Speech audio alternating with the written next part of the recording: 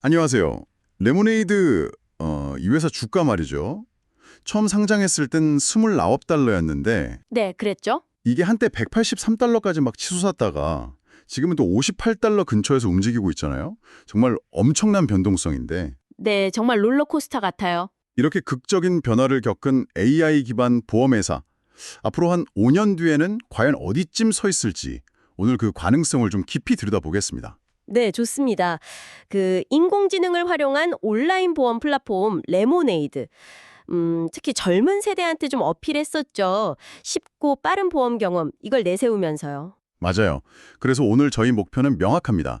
레모네이드가 지금 겪는 어려움들, 이걸 딛고 다시 성장할 수 있을지, 그 핵심 동력은 뭘까, 또 위험 요인은 어떤 게 있을까, 이런 걸 알아보는 거죠. 그렇죠. 여러분이 이 회사의 미래 가치를 좀 판단하시는 데 도움이 될 만한 그런 핵심적인 관점들을 짚어드리려고 합니다. 바로 시작해 볼까요? 좋습니다. 그럼 먼저 레모네이드가 사업을 어떻게 좀 바꿔왔는지 그 과정부터 살펴보는 게 순서겠네요. 네, 처음에는 뭐 주택보험이나 세입자보험, 이런 비교적 간단한 상품으로 시작했잖아요. 네, 그랬죠. 근데 지금 보면 생명보험, 반려동물 건강보험, 그리고 또 많은 분들이 주목하시는 게 바로 자동차 보험. 여기까지 사업 영역을 상당히 공격적으로 넓혀왔어요. 맞습니다. 특히 그 2022년에 자동차 보험 기술 회사 메트로마일 인수한 거 이게 단순히 상품 하나 추가한 것 이상이에요. 아, 그런가요? 네. 자동차 보험은 시장 규모도 크지만 그 사고 예측이나 손해율 관리가 훨씬 복잡하거든요. 그래서 AI 기술의 진짜 시험대랄까? 그런 영역이 될 수 있어요. 이 인수가 레모네이드의 어떤 기술적인 야심을 보여주는 중요한 행보였죠.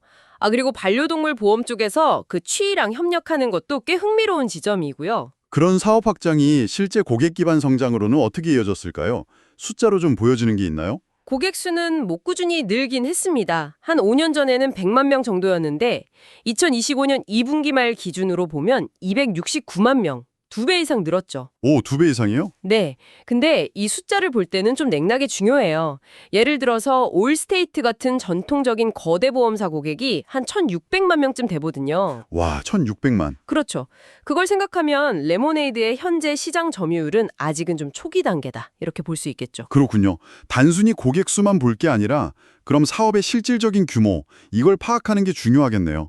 어떤 지표를 좀 봐야 할까요? 핵심은 그거죠. 고객들이 유지하고 있는 총 보험료 규모, 그러니까 유지 보험료 총액, IFP라고 부르는 거예요. IFP요? 네. 이건 앞으로 고객들이 낼 총 보험료의 약숙 같은 개념이죠. 그리고 또 회사가 실제로 벌어들인 보험료 수입, 총 보험료 수입, GEP라고 하는데 이것도 중요해요. GEP. 아, Gross Earned Premium. 네. 이 GEP가 그 기간 동안 회사의 실질적인 매출 규모를 보여주거든요. 그러니까 이 지표들이 고객 수 증가보다 더 직접적으로 회사의 성장세를 나타내는 거죠. IFP랑 GEP. 알겠습니다. 그럼 이 지표들 말고 또 사업의 어떤 건강 상태, 이걸 알려주는 다른 중요한 지표는 없을까요? 당연히 있죠. 보험업의 본질을 보여주는 손실률, loss ratio예요. 이걸 빼놓을 수가 없죠. 손실률이요. 네. 간단히 말해서 보험료 수입 대비해서 보험금으로 나간 돈의 비율인데요. 예를 들어 보험료로 100원을 받았는데 보험금으로 70원이 나갔다. 그러면 손실률은 70%가 되는 거예요. 아, 네. 이 비율이 낮을수록 보험 계약 자체에서 이익을 잘 내고 있다. 뭐 이런 의미죠. 여기에다가 운용 비용 같은 걸 고려한 조정된 총이익률, 마진이죠. 이것까지 같이 봐야 회사의 전반적인 수익 창출 능력을 판단할 수 있습니다. 자, 그럼 이런 지표들로 봤을 때 레모네이드의 최근 성장 추세나 실적, 이건 어떤 흐름인가요? 그 연간 고객 증가율이나 보험료 성장세를 보면요. 한동안 좀 성장 속도가 주춤했어요. 그러다가 2024년하고 2025년에 다시 좀 빨라지는 모습이 보입니다. 아, 다시 빨라지는군요. 네. 근데 흥미로운 건 2023년에 성장세가 잠시 둔화됐던 그 배경인데요. 여러 지역에서 계획했던 보험료 인상, 여기에 대한 승인이 생각보다 늦어졌기 때문이에요. 아, 보험료 인상. 이게 그냥 올리고 싶다고 올리는 게 아니라 규제 당국의 승인을 받아야 하는 거군요. 이런 외부 요인이 성장에 직접 영향을 미치는 거네요. 바로 그렇습니다. 보험 산업은 기술 혁신만으로 되는 게 아니라 이런 규제 환경하고의 상호작용이 굉장히 중요해요. 그렇군요. 근데 2024년, 2025년 들어서 다시 인상 승인이 좀 재개되고 또 회사가 마케팅 투자도 늘리면서 성장세가 다시 반등하고 있습니다. 그러니까 외부 환경 변화에 대응하면서 내부적으로 성장을 다시 밀어붙이는 그런 모습이죠. 내부적인 노력이라면 역시 그 AI 기술을 통한 효율화, 이게 핵심이겠죠. 이게 수익성 개선에도 좀 영향을 주고 있나요? 그 부분이 웨보네이드라 이세우는 아주 중요한 경쟁 우위 중 하나죠. AI를 활용해서 보험 가입 심사나 보험금 지급 심사 과정 이걸 자동화해요. 자동화. 네. 그럼으로써 운용 비용을 절감하고 이게 마진 개선으로 이어지고 있다. 이런 분석이 많습니다. 예를 들면 간단한 보험금 청구는 챗봇이나 자동화된 시스템이 그냥 몇 분 만에 처리해버리고 사람은 좀 더 복잡하거나 예외적인 케이스에 집중하는 거죠. 그 AI 효율성이 실제 손실률 개선으로도 이어지고 있는 걸까요? 아니면 아직은 운영 비용 절감 쪽에 좀 더 초점이 맞춰져 있을까요? 그거 좋은 질문인데요. 이론적으로는 그렇죠. AI가 더 많은 데이터를 학습하면 할수록 위험 예측이 정교해지고 이걸 통해서 손실률 자체를 낮출 수 있다. 이게 목표죠. 레모네이드도 이런 선순환 구조를 목표로 하고 있고요. 네. 하지만 아직까지는 AI가 주로 운영 효율성 증대하고 비용 절감, 여기에 더 큰 기여를 하고 있는 걸로 보여요. 손실률 개선 효과는 좀 더 장기적으로 증명해 나가야 할 과제라고 할 수 있겠죠. 장기적인 과제군요. 네, 규모가 더 커지고 특히 복잡한 자동차 보험 같은 분야에서 데이터가 충분히 쌓였을 때 그때 그 진가가 드러날 수 있을 겁니다. 이제 가장 궁금한 부분인데요. 레모네이드의 향후 5년 그리고 그 이후의 미래 계획 어떤 그림인가요? 이게 상당히 야심차다는 얘기가 많던데요. 네, 맞습니다. 회사가 제시하는 목표는 정말 공격적이에요.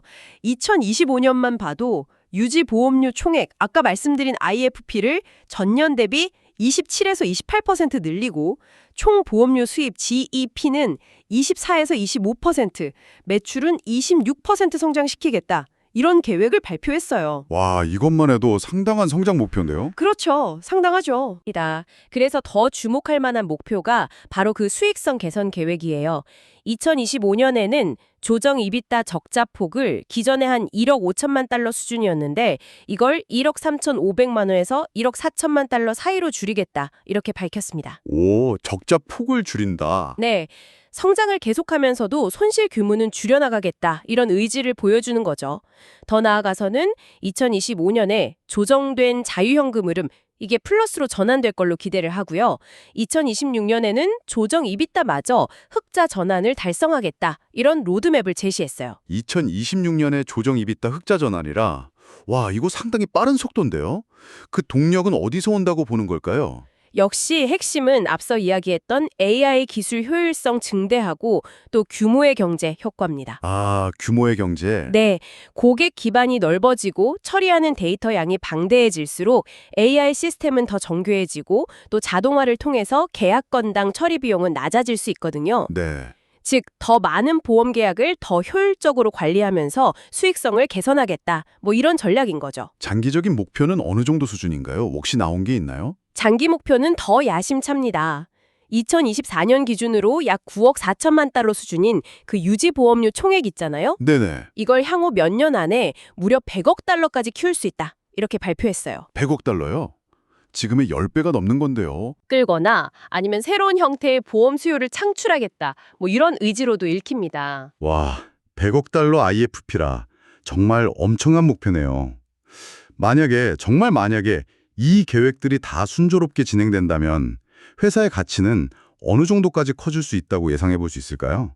미래 예측이라는 게 항상 많은 가정을 깔고 가는 거지만 회사의 목표치를 바탕으로 시나리오를 짜볼 수는 있겠죠. 네, 그렇죠. 예를 들어서 2024년부터 2027년까지 연평균 매출 성장률이 CAGR 이 한 45%에 달하고 2027년에 실제로 조정 FPT, IDTR 흑자 전환에 성공한다. 이렇게 가정해보죠. 네. 그 후 3년 동안 또 연평균 한 20% 수준의 성장을 유지하고 기술 기반 성장 기업에 적용될 수 있는 주가 매출 비율 PS가 한 4배 수준을 유지한다. 이렇게 가정하면요. 네, PS 4배. 네, 이 시나리오대로라면 2030년까지 레모네이드의 시가총액은 현재보다 150% 이상 증가해서 약 11억 달러에 이를 수도 있다. 이런 계산이 나옵니다. 150% 이상 증가 잠재력.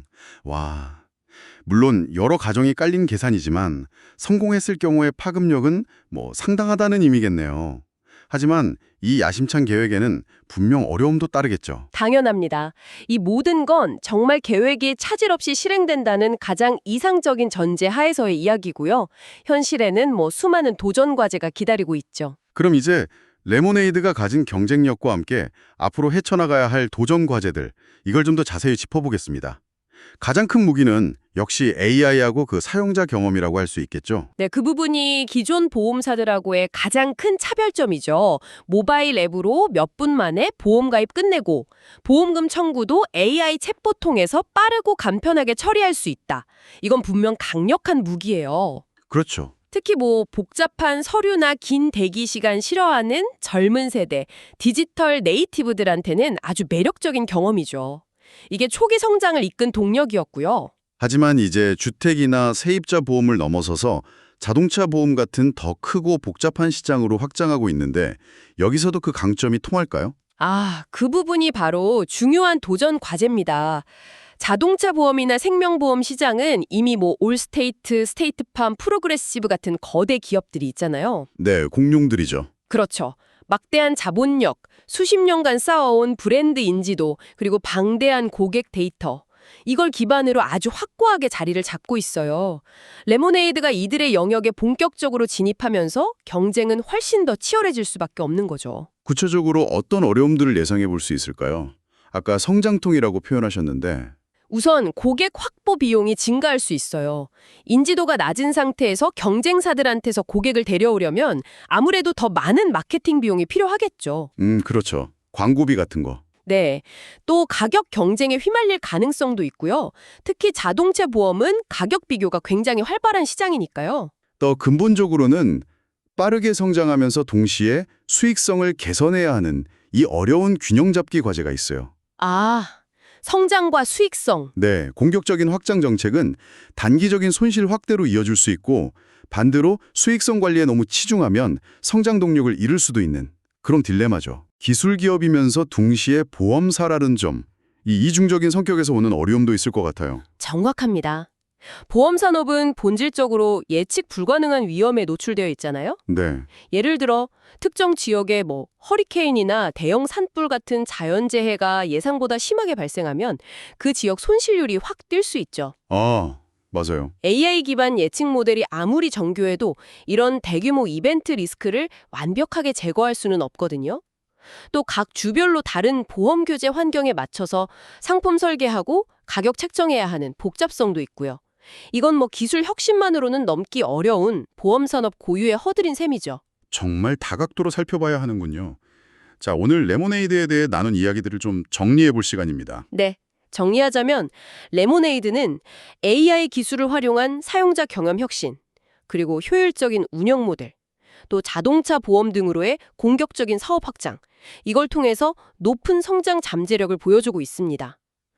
미래 보험 시장의 모습을 바꿀 수 있는 그런 후보 중 하나임은 분명해 보입니다. 하지만 동시에 아직은 수익성을 증명해야 하는 단계에 있고 또 거대 경쟁사들이 버티고 있는 시장에서 살아남아야 하고 보험산업 고유의 위험이나 규제 환경이라는 현실적인 도전 과제들도 안고 있고요.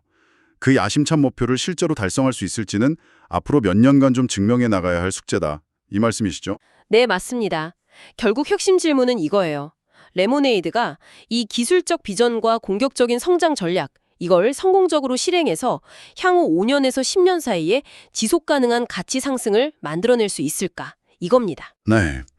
이건 단순히 한 기업의 성공 스토리를 넘어서서 기술 혁신이 보험이라는 전통적인 산업의 판도를 어떻게 바꿀 수 있는지 이걸 보여주는 아주 흥미로운 실험이 될 것 같습니다. 여러분도 이 과정을 한번 지켜보시면 좋겠네요. 자, 마지막으로 오늘 이야기를 마무리하면서 여러분께 한번 생각해 볼 만한 질문을 하나 던지고 싶습니다. 우리가 레모네이드 같은 회사의 성공을 평가할 때 재무적인 숫자나 시장 점유율 이런 건 너머의 가치는 없을까요? 흥미로운 질문인데요. 단순히 돈을 얼마나 버느냐, 회사가 얼마나 커지느냐 이게 전부는 아닐 수 있다는 거군요. 어쩌면요.